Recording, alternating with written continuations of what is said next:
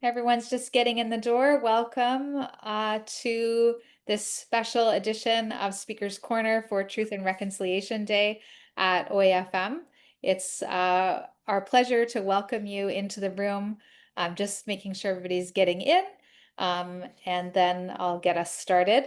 I just wanted you to know that we do have the chat off today. We may have time to turn the chat back on later in the presentation.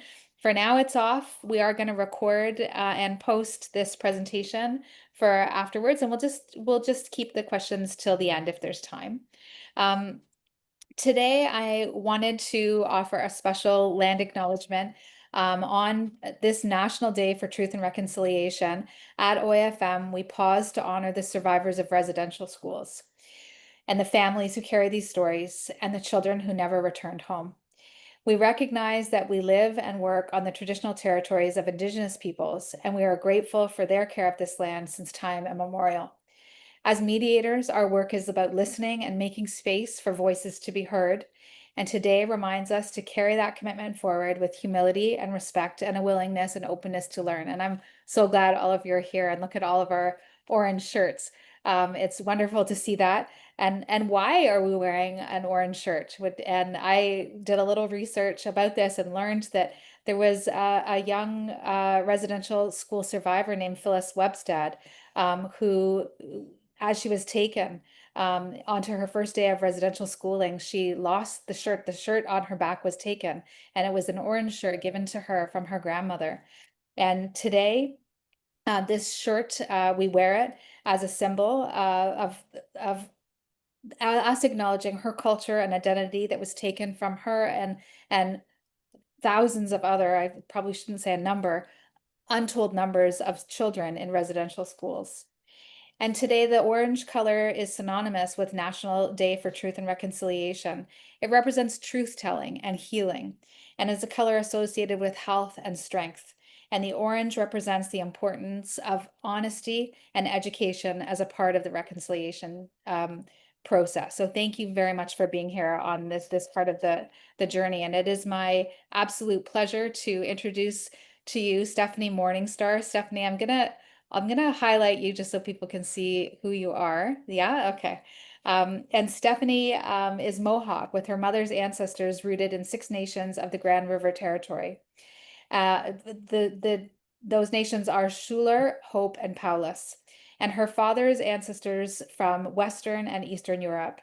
She is a plant nerd, medicine tender, bridge builder, soil and seed steward, scholar, student, and worker dedicated to decolonizing and liberating minds, hearts, and land, one plant, person, ecosystem, and non-human being at a time. Stephanie loves to learn and share stories about medicines, builds soil, and reintegrates mycelium at Skyworld Apothecary and Farm, teaches about plant, human, non-human ancestral connection through a decolonial lens at Seed, Soil, and Spirit School, and liberates land with and for Indigenous, Black, and people of color as the Relationships and Reciprocity Co-Director at the Northeast Farmers of Color Land Trust. Stephanie is a PhD student in the Interdisciplinary Environmental Studies graduate program, focusing her work on biocultural restoration at the SUNY College of Environmental Sciences and Forestry Center for Native Peoples and the Environment. And somehow she has some time to spend with us today, and I'm very grateful that you could spend this time with us. Over to you, Stephanie. Thank you so much for coming. Yeah, I'll go, Marianne, and thank you so much for having me today. It's good to see some faces in the room that I recognize, and it's great to see some that I don't. And I just wanted to say Nyawagoa again for having me today to speak to something that is really, really special and also intimate, and important for all of us as mediators, as people who care about each other and the world. Um, and I hope that I can offer a bit of insight into the approach that we take and the work that we do. Jim and I, actually, Jim Dockstader, my good friend and comrade in all things Indigenous mediator related, is here as well. And some of the work that we ground into for, say, our core competencies training through Peace Builder mediation. So just giving Jim a nod as well and saying thank you for connecting me. And thanks for thinking of me for this. I hope that I can offer some insight. As you heard, I'm somebody who's fairly land connected, and my work has been primarily in reconnecting people with land and restoring land environmentally. And what I've seen through that has been just miraculous as far as the health and well-being of our people on the land and our health and well-being together as both settlers, diaspora, and Indigenous people. So it's in the spirit and intent of healing that I come to this space. So I just want to say Sego Sewo Gwego Gwe, Ani, good afternoon. My name is Stephanie Morningstar. I'm Mohawk Turtle Clan. My family are from Six Nations, Hamilton, Ontario, and Tyendinaga, and then originally and moving into Buffalo, New York in about the late 40s. So just to give you an idea of who I am. Um, and I wanted to start out with a bit of a building off of the land acknowledgement that Marianne shared earlier. Thank you so much for putting thought and intention into that and not just doing sort of a cursory acknowledgement of land. But I want to begin as we must with an acknowledgement of the land itself myself. So I invite us to pause, not for a moment of polite ceremony, but for a moment of radical honesty about the ground beneath our feet. This territory we call Ontario is complex. It's a contested web of treaties. We stand in an area that is the ancestral home of the Anishinaabe, including the Ojibwe and Mississauga, the Haudenosaunee Confederacy, which we belong to, and the Wendat peoples, among others. This land is simultaneously governed by ancient covenants such as the Dish with One Spoon Wampum, an agreement between the Anishinaabe and Haudenosaunee nations that established principles for sharing and taking only what is needed for nonviolent governance over our ecosystems, and by modern, often broken agreements. This land is covered by the historic Robinson Huron and Robinson Superior treaties, as well as later the Williams treaties, which illegally stripped crucial hunting and fishing rights. We stand on land that has been structurally and legally dispossessed, where promises were made to share a dish, but the bowl was smashed by colonial law. Now, for those of you who work in the colonial legal and family systems, mediators, child welfare workers, judges, I need you to grasp this. And if you come away with one thing, I think this is the thing that I want you to hold on to is the largest, most profound legal and jurisdictional dispute in this country is one over this very land. Every custody battle, every child apprehension, every court case we deal with is contained within that larger unresolved colonial conflict. And let's be honest, doing a land acknowledgement in this room on this topic feels a bit like attending a divorce mediation where one party has already sold the house, paved the driveway, and is currently trying to rezone the backyard for a shopping mall. No shade at all, Marianne. But here we are, still required to talk about the principles of sharing and stewardship. This is not simply a traditional territory, quote unquote. It's the scene of the crime where the elimination of landkeepers and Indigenous peoples was first launched, and where the overrepresentation of Indigenous children in care is now the direct structural yield of that ongoing dispossession. So it's with that I'll say Sego Sewo Gwego. I'm Stephanie Morningstar, not to bring y'all down. I'm a legacy survivor of the residential school system. It's important for me to be here today and to share with you the impacts of that system on of that cultural welfare, that political warfare on not just history. They live in my DNA and my family's story and in the professional spaces and intimate personal spaces I have inhabited since I was born. Over the past 8 years, I've had the honor and heartbreaking responsibility of co-training mediators with my colleague Jim Dockstader here. Mediators, child welfare workers, judges, and lawyers. I work with the very systems that are meant to protect, but are structurally designed to perpetuate. Today, I want to move beyond the language of comfort and goodwill that surrounds the concept of reconciliation. I want to ask a pointed and necessary question. What is the true state of reconciliation in Canada? After 10 years of the TRC's final report, and with only 14 of the 94 calls to action completed and 0 completed last year, the answer is not a comfortable one. The true state of reconciliation is stalled. And that failure is not an accident, I suggest. It's not the natural proof it's the natural proof that settler colonialism is not only surviving, but thriving. So I want to look a little bit at the colonial continuum, the architecture of erasure, and to understand the current crisis, the overrepresentation of children in our care, and Indigenous people in prisons, we must trace the lineage of that erasure. This wasn't a series of mistakes, it was a deliberate, continuous project. And I say this because I think it's very important for us as we're addressing family mediation, the abuse, the neglect, the addiction, all the things that we deal with that can send people either to prison or children into foster care. These are symptoms. So I want you to really think about what the root cause of those symptoms are. This is the one thing that we really try to drive home in our core competencies for working with Indigenous families in IDR course. The blueprint for elimination, the colonial project began with an irreducible element, the need for our land. But to take the land, first there had to be an elimination of the people who kept and protected the land. And the elimination was structured through law. Beginning with the Gradual Civilization Act, which was the initial blueprint for legal elimination. It defined civilization as the ultimate goal, offering assimilation, the extinguishment of Indigenous identity in exchange for citizenship.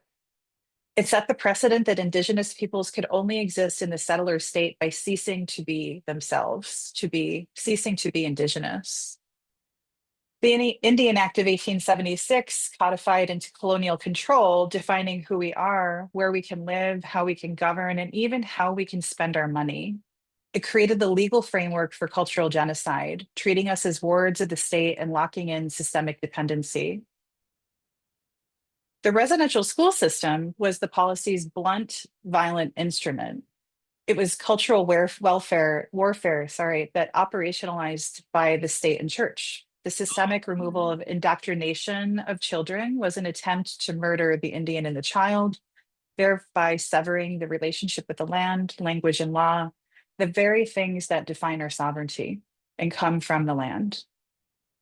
This created a pipeline, and I'm sure that you've seen this pipeline, and maybe you're picking up on the themes and picking up on some of the root causes and the patterns of the pipeline between the cradle to the cage. And when I say that, I mean, No worries. sorry, there's somebody unmuted and it's in my ear. If somebody could just mute, please.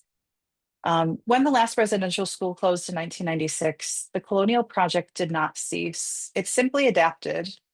The infrastructure of child apprehension and cultural separation was repurposed. What the residential school system became when it became the 60s scoop, and what the 60s scoop is now the modern Indigenous child welfare system. And the statistics speak not of crisis, but of structure. For example, Indigenous children represent approximately 7.7% of the child population in Canada, yet they comprise over 52% of children in foster care. This is not neglect, it's structural removal. And the result of this structural removal is the inevitable next step in the pipeline, incarceration. Indigenous adults comprise only 5% of the total population, yet they make up 32% of federal prisoners. This is the continuum. The Gradual Civilization Act paved the path for the Indian Act. Residential schools created the trauma that fed the foster care system, and the foster care system is now the direct pipeline that feeds the prison industrial complex. This is how the settler colonial project maintains itself, by constantly creating a removable population and consuming the space that we once occupied. So I want to think a little bit about this as we move into the settler colonial present, the systems of ongoing violence. We often think about colonization as something that happened in the past, but if we agree that settler colonialism is about the structural consumption of land and the elimination of Indigenous peoples, then we must look at how the machinery of reconciliation has managed this process. Speaking a little bit about reconciliation is a bit of an illusion. The TRC Commission was a moment of national reckoning, but its calls to action have effectively become a tool for managing colonial guilt instead of dismantling colonial power, as Justice Maurice Sinclair had wished and hopefully was building toward in his time. But let's be brutally honest, the TRC calls to action have stalled, and they've stalled by design. The Yellowhead Institute, which meticulously tracked Canada's progress, ceased monitoring the TRC last year. This was devastating. They stated that there are limits, quote, limits to how many times you can write a report about how Canada once again has failed to make any meaningful progress.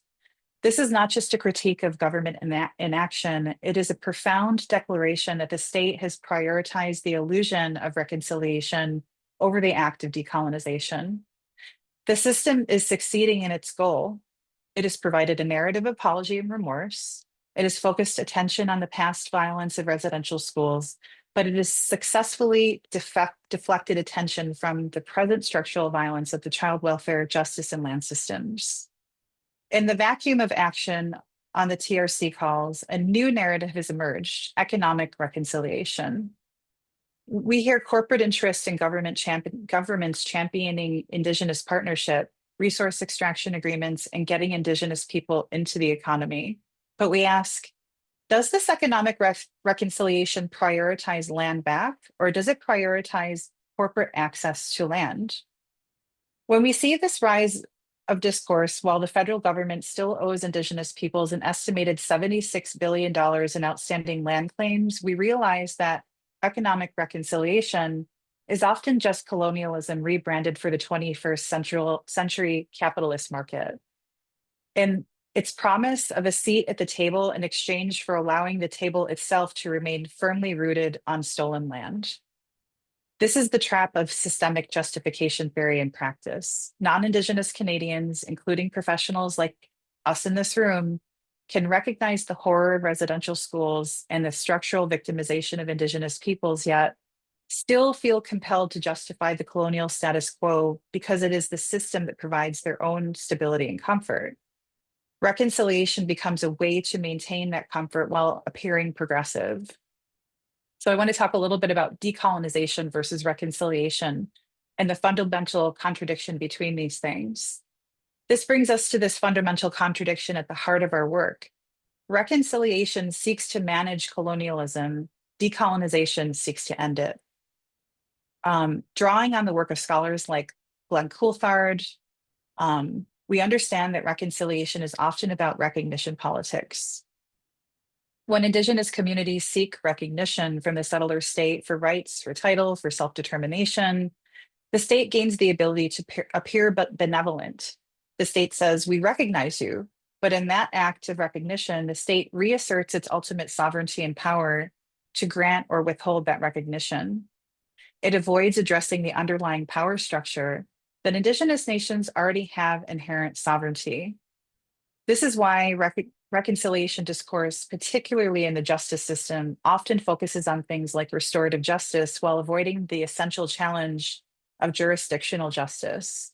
It's easier to change the tone of how we manage conflict than to dismantle the authority that created the conflict in the first place. And it all comes back to one root cause, in my opinion, and this is just one read on this, but it comes back to the scene of the crime, like I mentioned earlier, which is land dispossession, the foundation of all colonial violence. And to understand why reconciliation fails, we must confront that irreducible element at the heart of settler colonialism, land dispossession.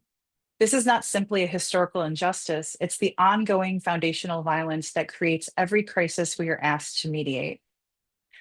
When we understand that Indigenous peoples' relationships to land are fundamentally different from settler conceptualizations, we begin to see the scope of what has been destroyed. Our concept of what is called grounded normativity means that our ethical frameworks, our governance systems, our child-rearing practices, our conflict resolution approaches all emerge from place-based relationships with specific territories. Land includes all aspects of creation: landforms, elements, plants, animals, spirits, sounds, thoughts, feelings, energies, and all of the emergent systems, ecologies, and networks that connect these elements. We're not separate from the land. We are part of the web of relationships that constitute the land itself. I want to take a quick look at the Williams Treaty as a case study for this, a case study of what we consider to be structured dispossession. So let me give you this example of how this dispossession operates.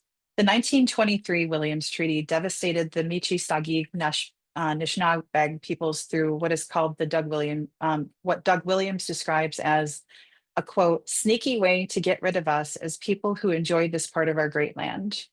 The Williams Treaty included a quote basket clause that end quote, that negated all previous treaties without Indigenous leaders' knowledge. It prohibited traditional fishing from October 15th to July 1st every year, creating periods of starvation. It forced the Michi Sagig Nashnabeg to live by sneaking around and feeling like they were poachers on their own territories until constant surveillance by game wardens under the constant surveillance of game wardens who criminalized traditional practices. This is how land dispossession operates as cultural genocide. When Indigenous peoples are separated from their territories, we are severed from our source of knowledge, governance systems, and cultural practices. Indigenous knowledge systems are fundamentally, quote, relational, and land is key in the knowledge generation and transmission process. So how does this tie to child removal? Well, this connects directly to the crisis that we deal with every day.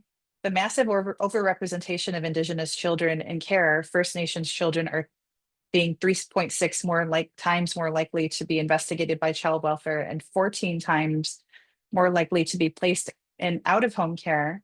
This exists because families disconnected from their land base struggle to maintain the cultural practices and economic systems that traditionally supported child rearing. Traditional Indigenous cultures and societies developed economic principles and values that would not permit a few to gain at the expense of the whole of the community and emphasize sharing, egalitarianism, respecting the freedom and autonomy of both individuals and groups. These systems cannot function without access to the land-based practices that generate and sustain us. Today, land dispossession, through what appears to be quote unquote consultation and economic development, for example, the Dene Nation resisted the pipeline development. The state responded by structurally circumscribing the terms and content of the recognition it was willing to make available through land claims processes that demanded the extinguishment of what remained of Dene rights and title in exchange for the institutional recognition and protection of certain aspects of Dene culture, but only those aspects reconcilable with colonial sovereignty and capitalism. This pattern continues. Canada maintains control through the very unequal balance of power that has an impact on the economic capacities of the communities and the livelihood of Indigenous peoples. Meanwhile, the federal government still owes Indigenous peoples an estimated $76 billion in outstanding land claims, as I noted before.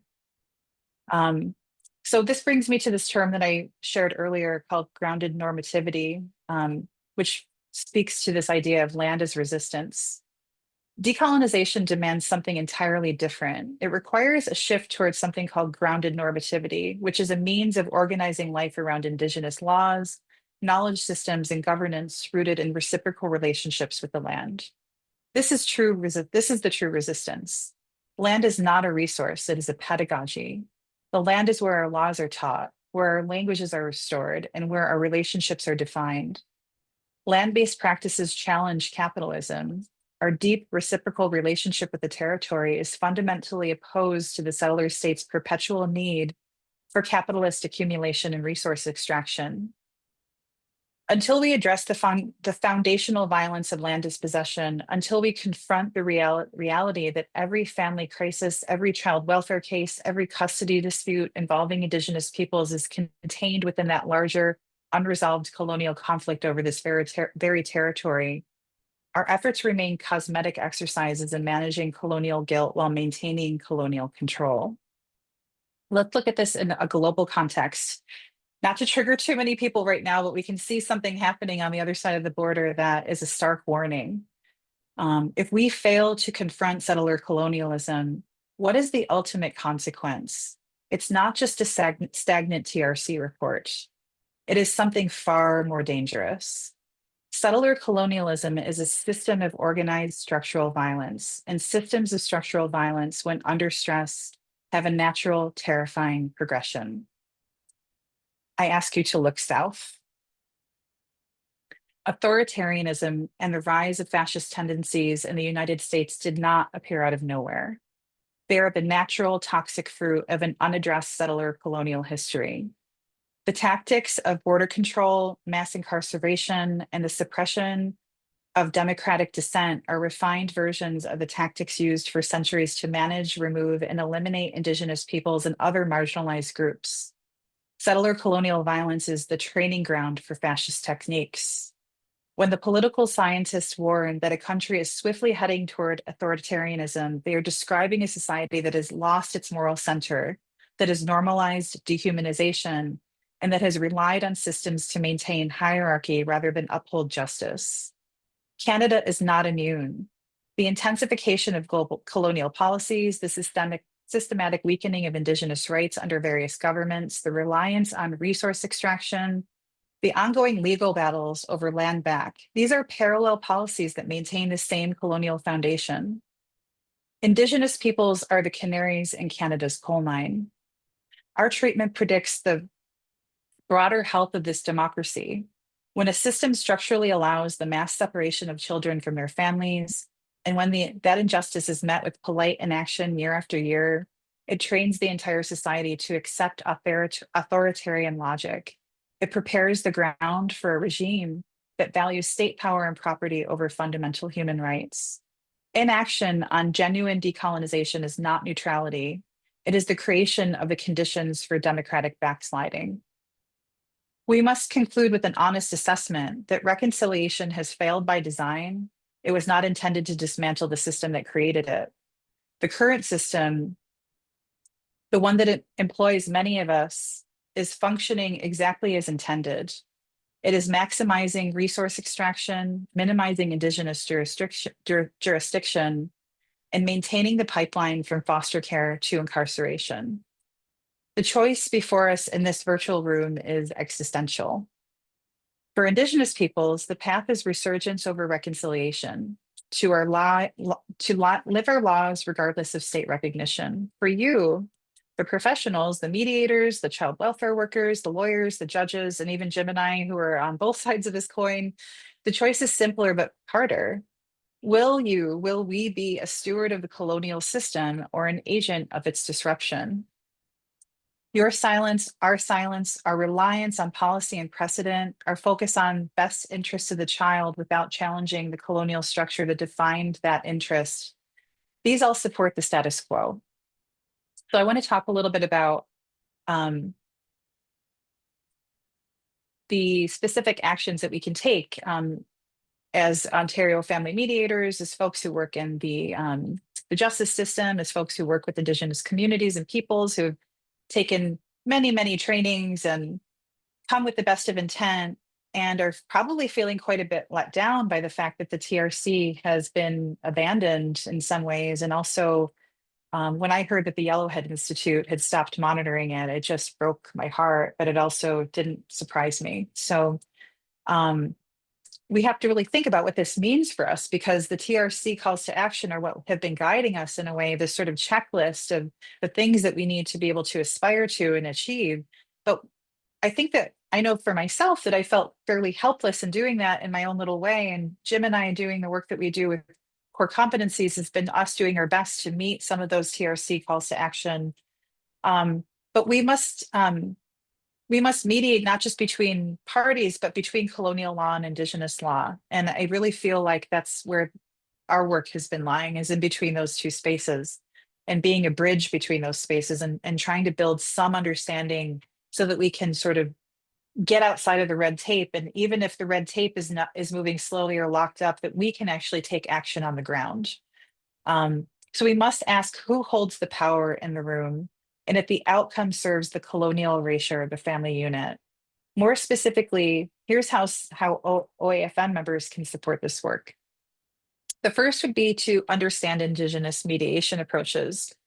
Indigenous conflict resolution emphasizes relational accountability rather than individual rights.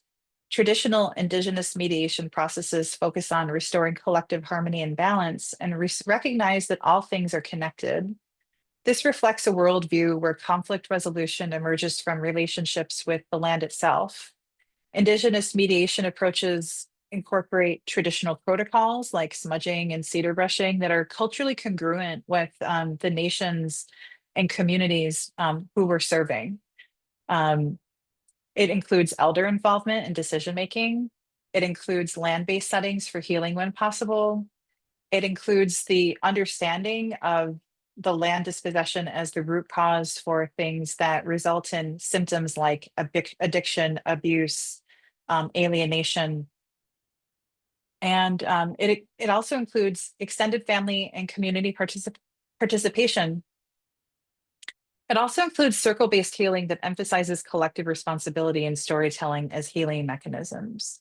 It includes something that Jim and I have spoken about quite a bit in our own trainings, specifically around removing the settler gaze from the room and removing the pressure from the room that is usually always observing and watching. That pressure that Indigenous families that make us feel like we're constantly being surveyed, even during some of the most intimate moments when we're building our child well-being plans, for example.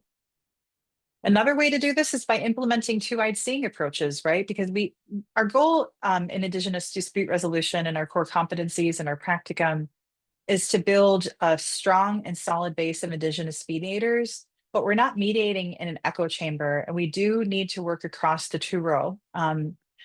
And us being Haudenosaunee, we look at the Truro Wampum Treaty as an example of how to provide a framework that is a respectful cross-cultural engagement that recognizes Indigenous communities as sovereign nations with our own legal and healing traditions.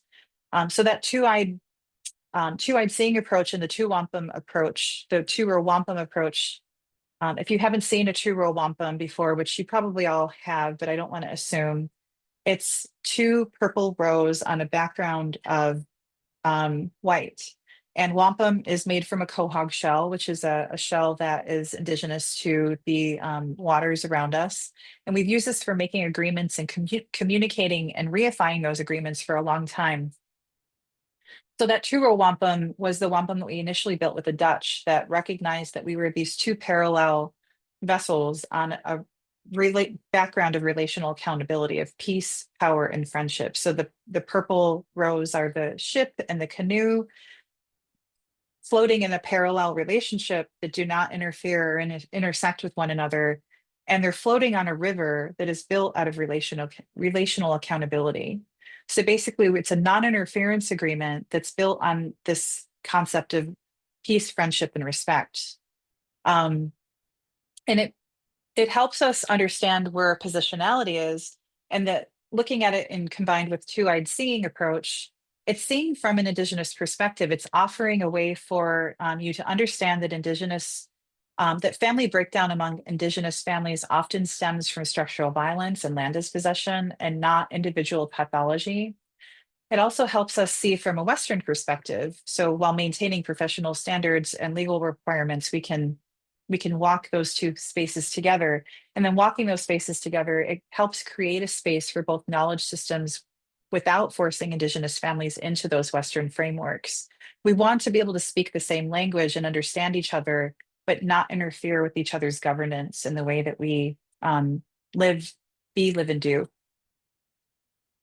You can also advocate within your own professional network. So you can challenge mandatory reporting practices that automatically criminalize Indigenous parenting approaches, things like multi-generational living, intergenerational living, often living in the same house together, which can seem like overcrowding, for example, to many Western families, but it's perfectly natural to have aunties sleeping on couches like mine did for many years, because we make space for each other and we're better together and support each other in that way. You can advocate for Indigenous-led family services in your communities, or lift the ones up that exist. You can also support funding for Indigenous mediation and healing programs. The more people who know, the better. And the more people who can even move into that each one teach one moment and actually embody this knowledge and understand the root causes of why the symptoms of colonization, the better. I think that that's something that we all need to be able to know whether we're Indigenous or not. You can also refuse to participate in processes that separate Indigenous people or children from their communities without exhausting Indigenous-led alternatives.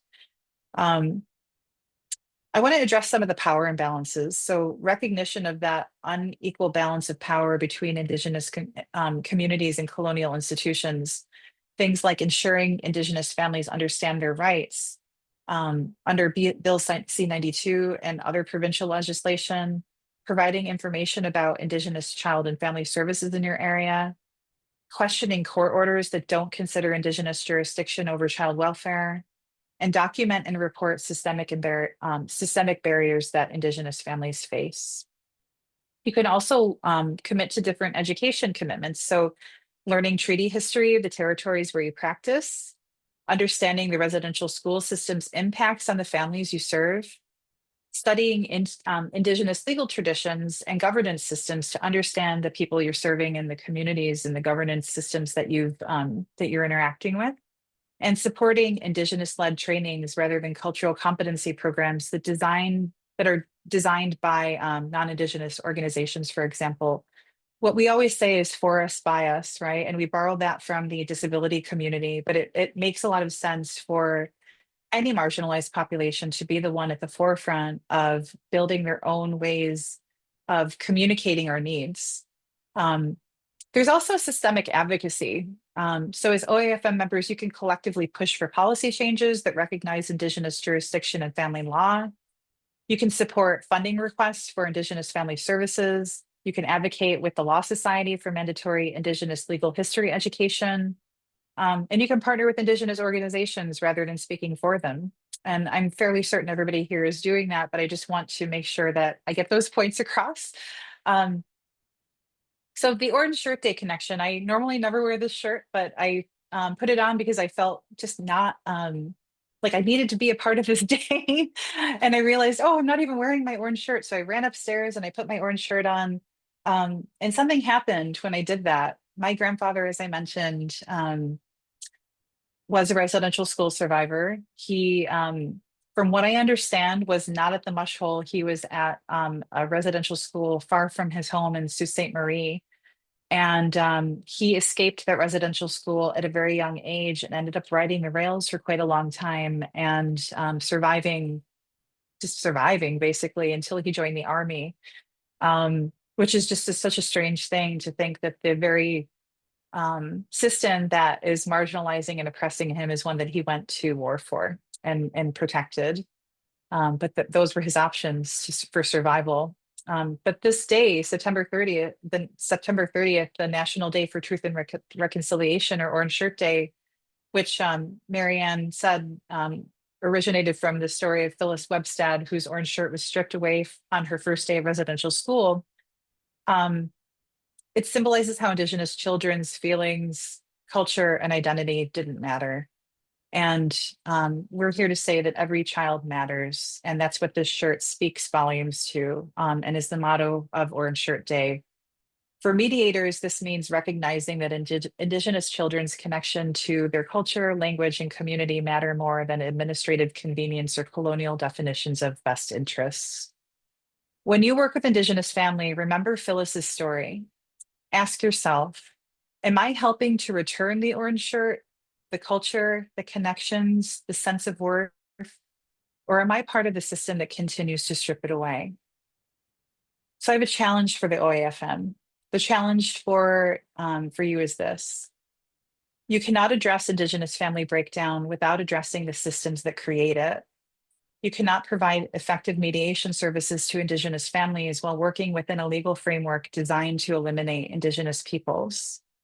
Genuine support means recognizing the limitations of your jurisdiction when working with Indigenous families, supporting Indigenous self-determination, even when it challenges your professional comfort, understanding that your expertise in Western mediation may be less relevant than Indigenous healing approaches, and being willing to step back and support Indigenous-led solutions.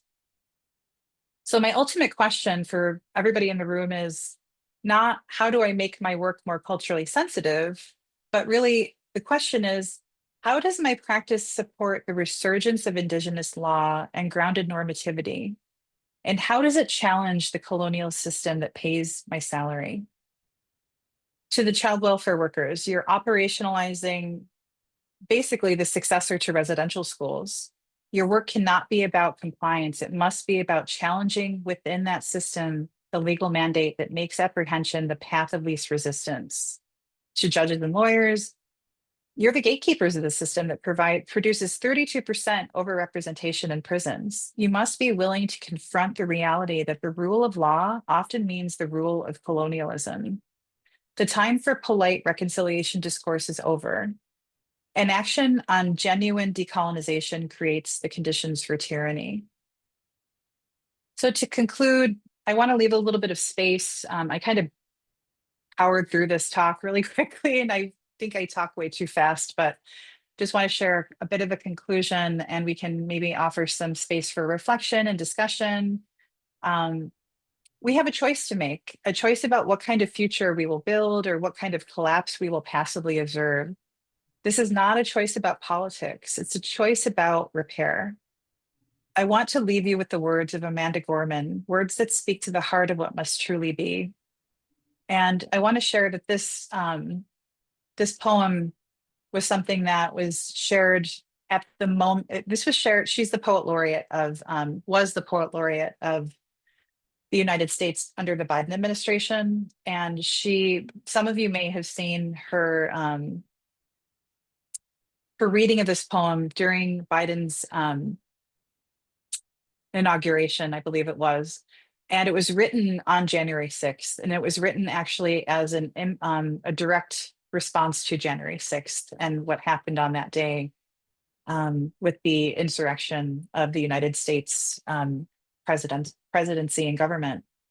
And so within that, there is the context that this is written in an American context, but at the same time, I wanted to share it because it's absolutely applicable to Canada and what we're talking about. And so when I say American, I just want you to take that with a grain of salt. But she says, I'm not going to read the whole poem, but I will read this part of it because it feels very, very true for this piece. But if we're to live up to our own time, then the victory won't lie in the blade, but in all the bridges that we've made. That is the promised glade, the hill we climb, if only we dare. It's because being American is more than a pride we inherit, It's the past we step into and how we repair it.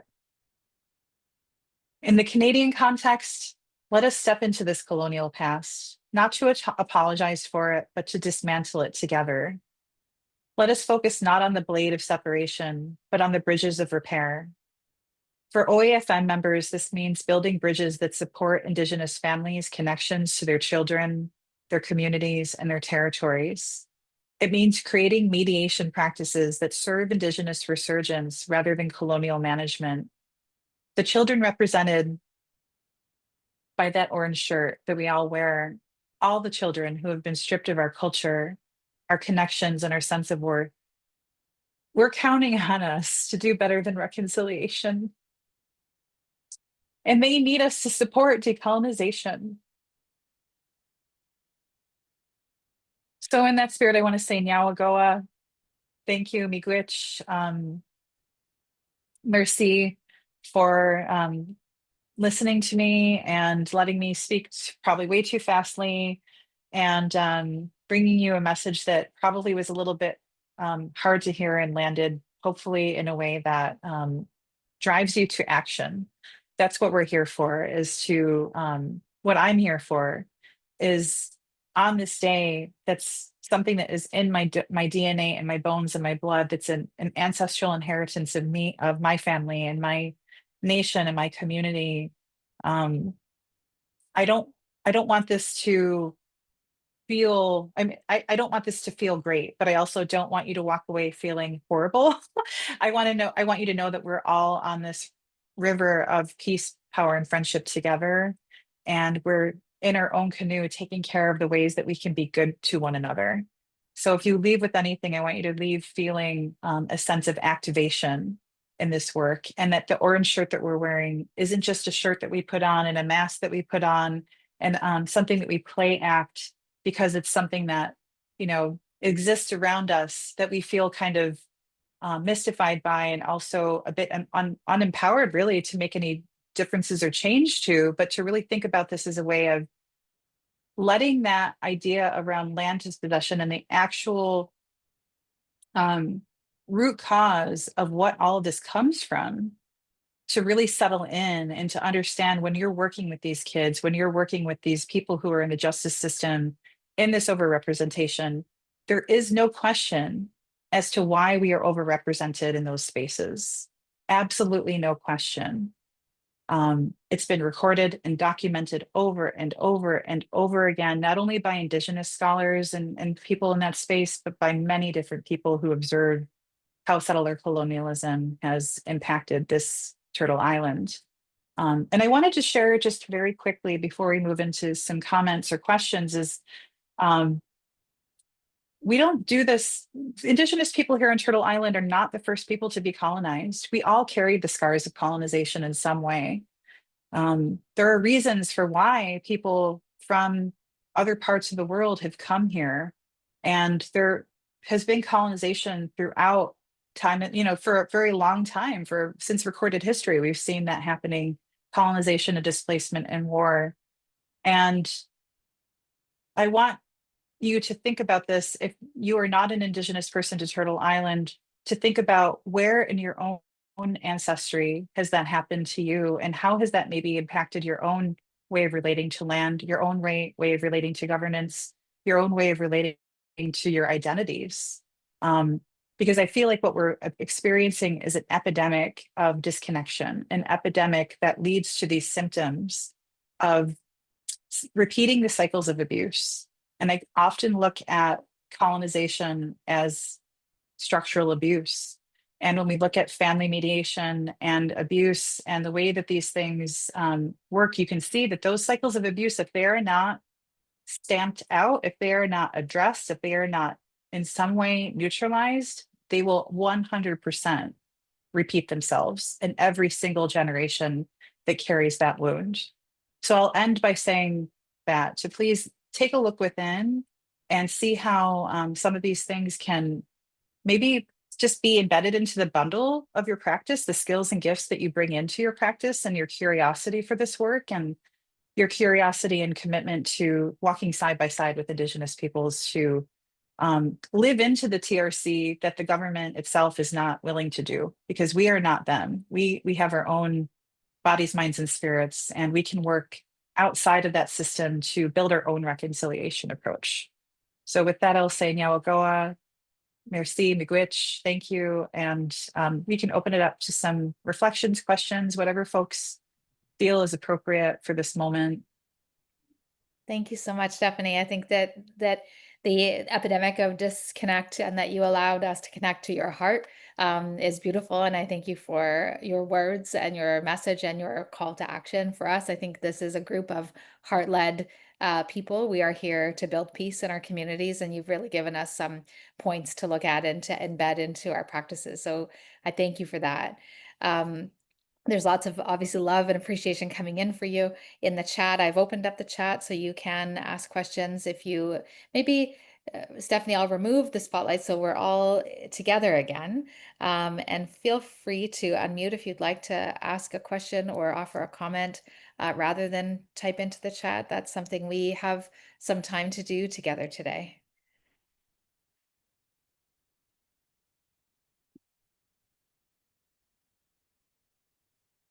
Lots of comments coming in. You can all see them in the chat, so that's good. Marty, I'm hearing thank Nyawagoa, and I have huge connections to Seneca Territory. My family's from Seneca Territory, and I'm so glad to hear you. Oh, And wonderful. yeah, thank you so much for the love. Bless, bless. She was from Allegheny community. Yeah. Just to say, that is my spirit home. I've been going to the Allegheny Ohio since I was 2 weeks old, and that's actually where, if I want to go see my mom who's passed away, that's where I go visit her. That's how often we would go there. Wonderful. I do have a question for you. I'm gonna start my video. Excuse me, I haven't been well, so I look like not great, but here is the necklace she gave me. She gave me my Seneca name, which I will cherish. I probably don't pronounce it right, but it's Owenuenzo. Probably don't pronounce it right. Anyway, I do have a question. And years ago, there was a movement that we were learning, that we were starting to learn from the Indigenous community. We have a lot to learn. And that instead of, in child protection cases, taking the children out, even temporarily, while parents went through either anger management treatment, alcohol, drug abuse treatment, that they would actually keep the children in the multi-generational home, or have them live with grandparents, aunts, and uncles, take the parents away for a while to heal, and then bring them back. Is that still something that's happening? It's interesting. Thanks for that question, Marty. I think Jim and I'm pretty sure Jim was a part of this as well. But during our focus group research across Ontario, we found that folks up north were actually putting that into place, the nesting concept, they call it, and keeping the kid as stable as possible, and having the parents be the ones going back and forth, whether they're living with another relative or have another place to live. And they were finding that it was actually one of the best ways to keep the kids stable, and to have the change be with the folks who, are able to go back and forth, and just to give the child much more stability. So far what we found is that is a really positive, there's been a positive outcome in that regard. Especially if the child lives within a community and is going to stay connected to their culture. Very nice. Good. Thank you, Nellie. Yeah.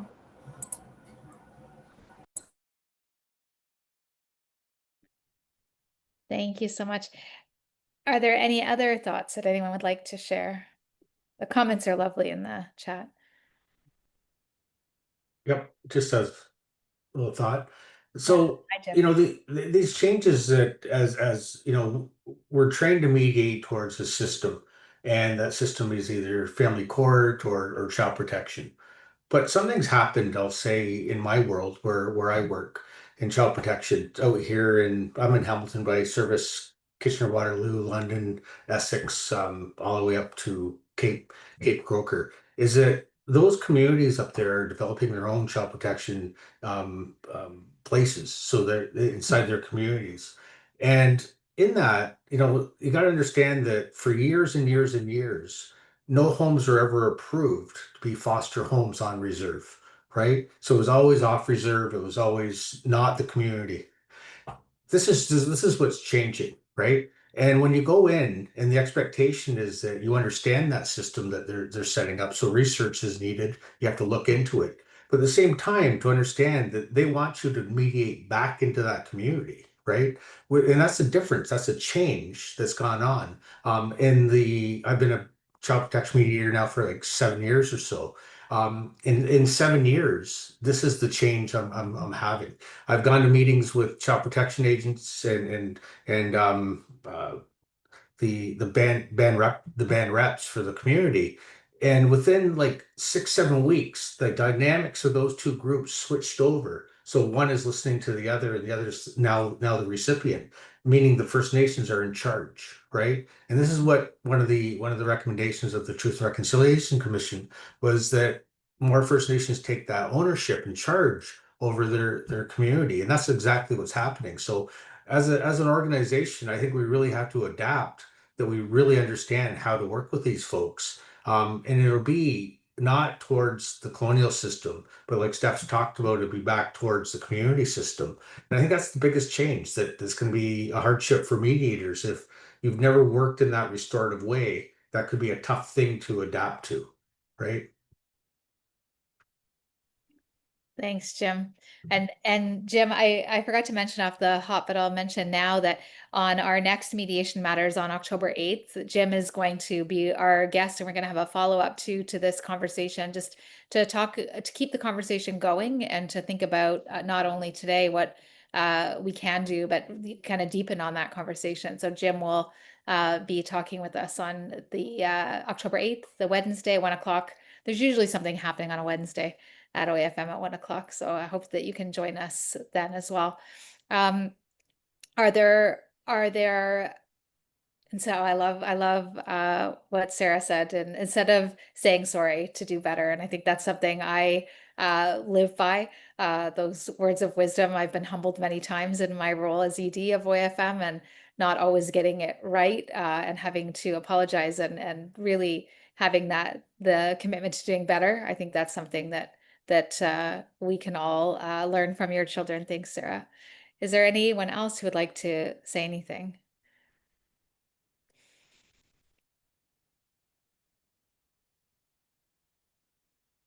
I just wanted to quickly say, Stephanie, first of all, thank you for your presentation. I just wanted to say you mentioned that you felt like you were speaking too fast, but you absolutely were not. You were very clear and measured and very impactful. And I just want to say thank you for sharing, especially on a day like today, when you really shouldn't be the one having to do all this work on a day like today. But thank you.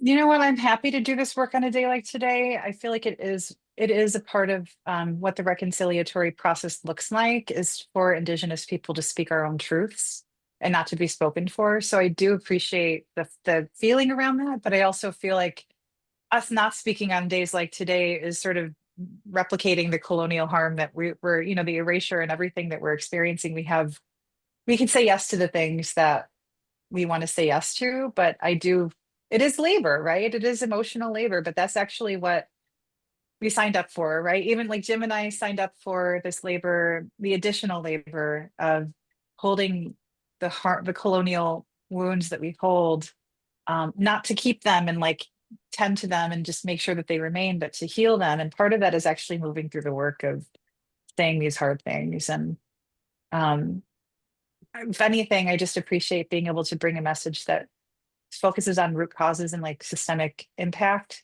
And I don't know, I mean, I don't know a better way to do that. So thank you. I'm Rita.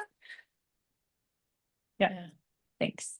Yeah, it's so nice. It's I think that there might be a day 1 year, 100 years from now that or maybe sooner, I hope we all get to see a world where these conversations aren't so labor intensive and aren't so painful. And maybe one day that will be the world that we all live in. For now, I'm really grateful to all of you for coming, for showing up, for wearing your orange shirts, for supporting each other and the communities that you live in. And so thank you for that. And thank you especially to Stephanie for coming and sharing your talk with us.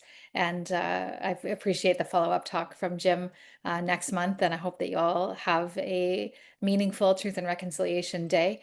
Here in Ontario, we are not on a holiday. However, we are lucky enough to host events like this and really give meaning to the spirit of the day. So thank you very much and enjoy and miigwech. Thank you. Mhm. Thank you. Yeah. Excellent.